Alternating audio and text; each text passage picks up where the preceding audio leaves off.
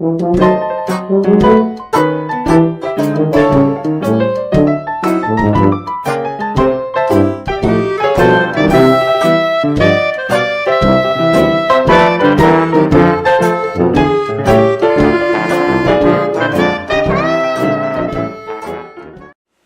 there, it's Grandmama. Time for another story from a hometown scrapbook by Ben Weatherwax. Tonight's story, Trek from Quilliaute. Hello there. There have been many brave and stirring stories told of what men and women have done under extreme circumstances, and some here in our own Grace Harbor rival the most colorful and inspiring stories that I know. Time was when just making a long voyage into this raw and untamed part of the nation was high adventure, and the pioneer women and men who started out in their covered wagons and eventually made their way down into Grace Harbor country and dug out canoes to pioneer this edge of the Western world wrote a great saga to retell.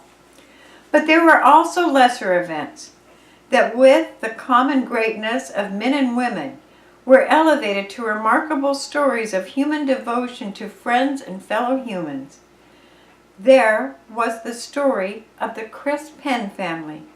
You may have heard it once, but it is doubtful, unless you were close, or close actually to what happened, that you recall it today. But it's a story of a great trek through the wilderness trail, a race for life, with an ending that is at once happy and tragic. And when we've heard a few words from our sponsor, we'll dig back into the pages of the scrapbook for that story, the story of a wife and son of a Quilliaute Indian named Chris Penn. Now first, a few words from our sponsor. It was in the early 1920s when the Olympic Peninsula was still a silent, half-explored wilderness, dotted only here and there with a few homes of early settlers and marked with meager clearings. There was no road beyond Lunch Creek, which joined the Queets River north of Quilliaute, and the area of the Indian reservation along the coast was all but cut off except down the long sandy beaches or by boat along the rock-strewn coast. In the little Indian settlement of Quilliaute lived Chris Penn and his family. They were Quilliautes, and their parents before them had been of the tribe. Chris had fished the rivers, raised a family of kids, and there was a member of the family, a new one, a 5-month-old son. Through the winter, there had been much sickness amongst the Indians. Something the white people called flu had stricken whole families. Old men and children alike were ill.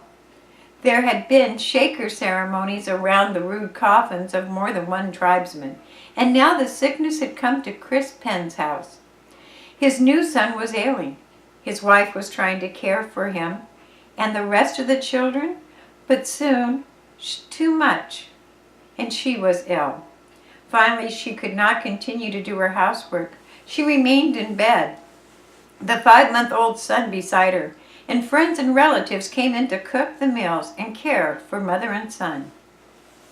Then came the evening when Chris Penn sat beside the iron bed and listened to his wife's labored breathing, felt the tiny son's thin body growing cold, raised the closed lids of its eyes and saw the glazed look in them. Beside him, an old Indian woman shook her head. She must have a doctor. The doctors were in Hoquiam, and Hoquiam was 85 miles away, more than 35 miles over Wilderness Trail before they would reach the most meager of roads. Chris rested his head in his hands and looked at the floor. Behind him, the old woman left the bare boarded house and walked to neighbors. In the home of Chris Penn, the chill of February was hardly stayed by the low-burning fire in the old-fashioned heater. The dampness came through the floor, and the limp wallpaper had a musty smell, but it went unnoticed. What was most plain was utter, absolute despair. Chris Penn walked alternatively from the bed in which the two sick ones laid to the rain-spotted window. The gloom of the damp, foggy evening seemed to carry right into the small house. And then he saw them coming, his neighbors.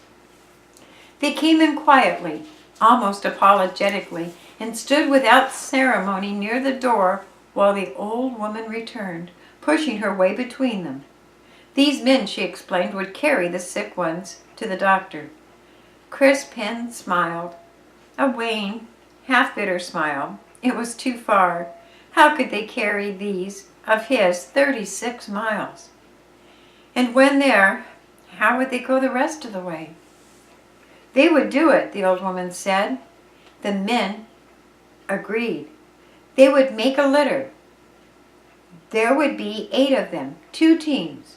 They would take turnabouts. One of these, not bearing the litter, would carry the child. They could be at Lunch Creek before daylight. Another would go ahead and arrange for an automobile to carry them to Hometow. The explanation was simply made.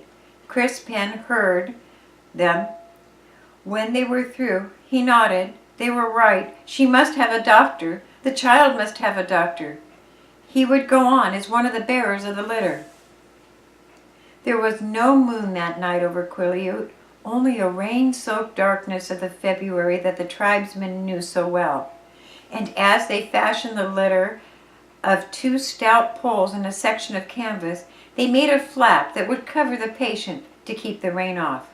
The woman came from her house and helped make the bed on the litter, helped move the nearly unconscious woman to the iron cot, wrapped the infant in a coarse blanket. Then the worn, paneled door swung open, and the litter was lifted by 4 strong backs and carried into the night. If you knew the Olympic Peninsula of the early 1920s, as it would be on a night early in February, it is not necessary to describe the ooze of cold muck that was a trail, the water that dripped incessantly from the trees, the chill that crept into the marrow of the bones, and the awesome blackness that a solid wall that human eye could barely penetrate. If you don't know it, you can only describe it as unnatural wilderness that challenged the smallest of men, that defied men who have had all their will to get through it. Through 36 miles of wilderness in the darkness, this party would make its way. Slowly at first, their eyes becoming used to the blackness, the litter bearers made their way. The path wound through the fields of unbeaten grass, treacherous and filled with pools and sinkholes and slippery mud. It wound along the edge of hills and dropped into beds of swollen streams. 2 men walked ahead, then the litter bearers carrying their burden carefully, almost tenderly, then the man carrying the infant, then a rear guard who took the almost weightless bundle that was the child when they crossed the stream, worked their way around the windfall or dropped down the steep slopes. It was painfully slow. There was no talking. The only sounds were the heavy breathing of the litter bearers, the thrashing of the damp slaw brush, the grunt when a bearer steps suddenly into an unexpected hole in the path, an occasional snap of a stick under someone's foot. There was no stopping for food, only brief pauses while the litter was passed over to the alternate bearers, and the quartets changed places on the trail, and they moved ahead quickly. There is a darkness in the forest at night that defies description, and even though they knew the trail from countless trips over the many years, they could scarcely either feel or see their way. Much depended on the man ahead of the bearers. From time to time he gave instructions about the trail. At times they left the woods to cross the flat, grass-covered valley. But a few minutes later they entered the woods again, the trail winding amongst the cedars and hemlock and scrub spruce. There were places where the trail came down to the sandy beach, and here they could travel rapidly, but 2 men scouted ahead for the spot where the path entered the dunes and went back into the timber again to get around the inlet. It was early Sunday, in the first hours of day when they had started, and slowly the gray, mist-dimmed daylight crept into the timber. But the party did not stop. When the teams changed, Chris Penn would look beneath the canvas flap that covered his wife's face and protected her from the rain. She was still breathing. Her face was warm and damp. He held the tiny bundled child close to his ear to hear its breathing. It was slow and wheezy. The child was growing colder. It Whimsiday day when they reached the Lunch Creek Road and stopped. Here they had hoped to find an automobile, but there was none. But the teams dropped onto the windfall beside the path and rested the litter across the limbs of a fallen tree. Chris Penn stood pensively beside his wife's impoverished couch. He lifted the child again to listen to its breathing, but there was no sound. He felt beneath the folded blanket. The tiny body was cold. Without a sound, without a word, in the presence of death, he handed the body and the bundle to one of the bearers who had just put down his burden. He motioned to the fresh team, and taking one corner of the litter, they started again. Now they could see.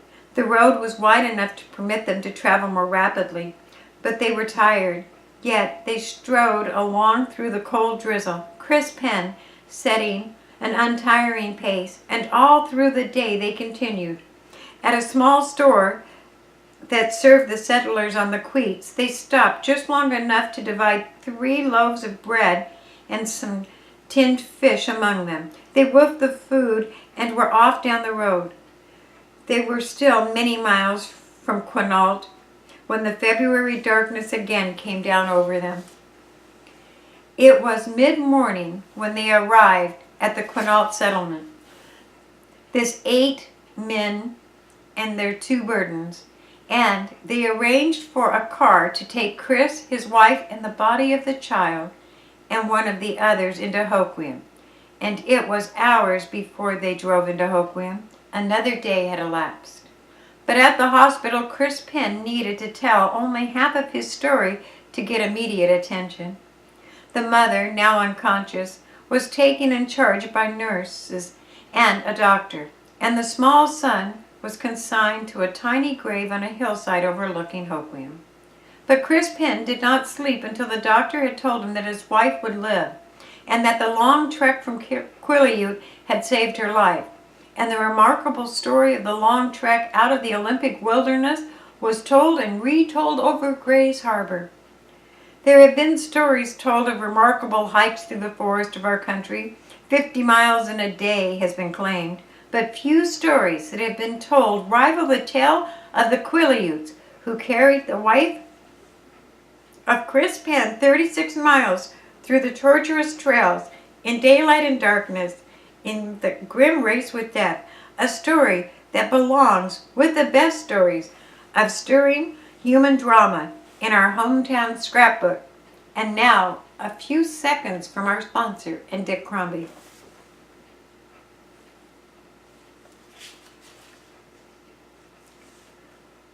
The Olympic Peninsula has produced many stories of hardy frontier people who, by their self-sufficiencies and prowess, performed feats that, as remarkable as they were at the time, have grown to Paul Bunyan proportions with the retelling and the passing of years. We'll explore these stories and yarns truly belonging to the history of Gray's Harbor, the great strength of Joe Bunch, the remarkable John Hulsdock, and his equally remarkable daughter. These are stories that will add to our collection as proper and important additions to this, our hometown scrapbook. Thanks for listening.